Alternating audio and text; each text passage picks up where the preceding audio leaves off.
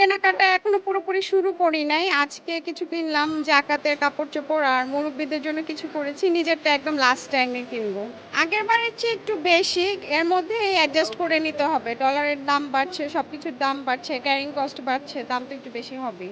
Budget cross করবে। হ্যাঁ, সবকিছুর দাম বেশি, একটু তো ক্রস করতেই হবে।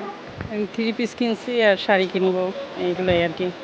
না, ঠিক আছে, মানে প্রতিবারের চেয়ে এবার ভালোই করতেছে। করছি মেয়ের জন্য, ছেলের জন্য, আমার জন্য। বাজেটের উপরে যাবে আর কি।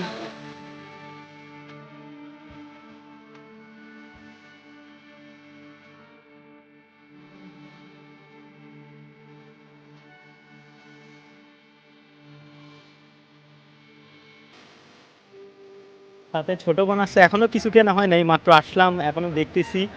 আম্মুর জন্য নিব এবং খালার জন্য নিব, ছোট বোনের জন্য নিব, আর বড় আপু আছে, আপুর জন্য নিব। আর আমাদেরটা, আমার আর আব্বুরটা পরে প্ল্যানিং করছি।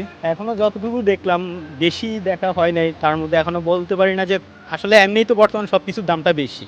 তো দাম বেশির মধ্যে এখন কম আর বেশি এটা বলাটা যায় না, সব কিছুরই দামটা অতিরিক্ত হয়। বাজেটে তো কখনোই হয় না, যে বাজেট থাকে তার থেকে বেশি ইয়া করা লাগে, এই জন্য বাজেটের উপর নির্ভর করে থাকা যায় না। দেখি আগে ঘুরা দেখি, ভালো লাগলে যাতাই নিব। কোনো নির্দিষ্ট কিছু নাই যে এটা নিব বা এরকম কিছু। এখনো মার্কেট পুরোটা ঘুরি নাই, এমনি অনলাইনে দেখছি দাম প্রতিবারের থেকে এবার বেশি।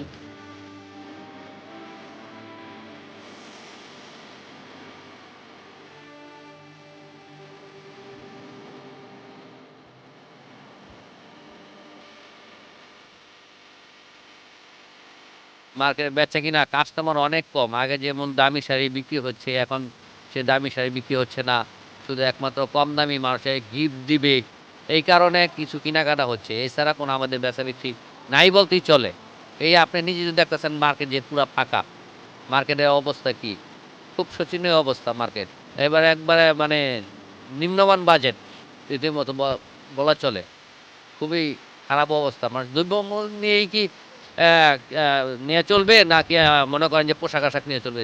কিন্তু আগে হইছে মানুষ খায়া বাঁচতে হবে। খায়া যদি না বাঁচতে পারে তো মানুষ কিভাবে কেনাকাটা করবে? আয়ের থেকে ব্যয় বেশি।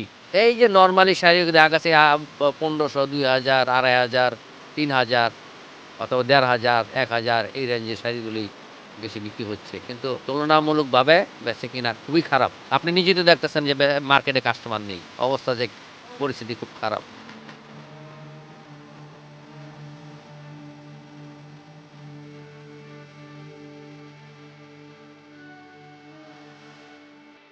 না, বেচাবেচি এই ঈদের সময় অনেকটাই খারাপ, নাই বললেই চলে।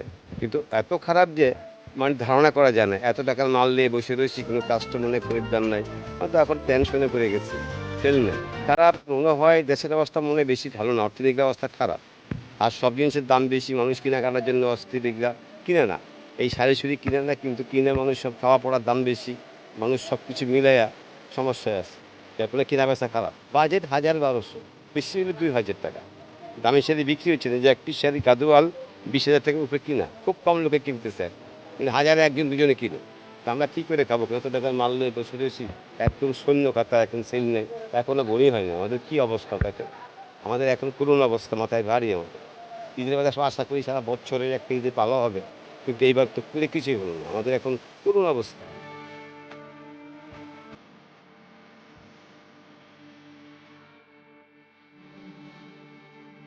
৫০ বছরের ভিতরে এরকম বেচা কিনা আমরা দেখি নাই কখনো, যে এত ধস নামে।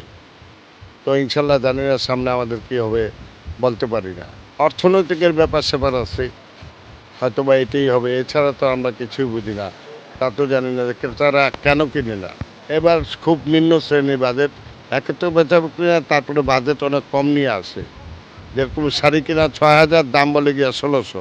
তো জানি না বাবা, আমাদের ভাগ্যের ব্যাপারটা কী হবে, সামনে কী হবে তা জানি না। ইনশাল্লাহ দেখি, হয়তো আশায় বসে রয়েছি, দেখি আরও কয়েকদিনে আছে, এই কয়েকদিনের ভিতরে কিছু হয় কি না।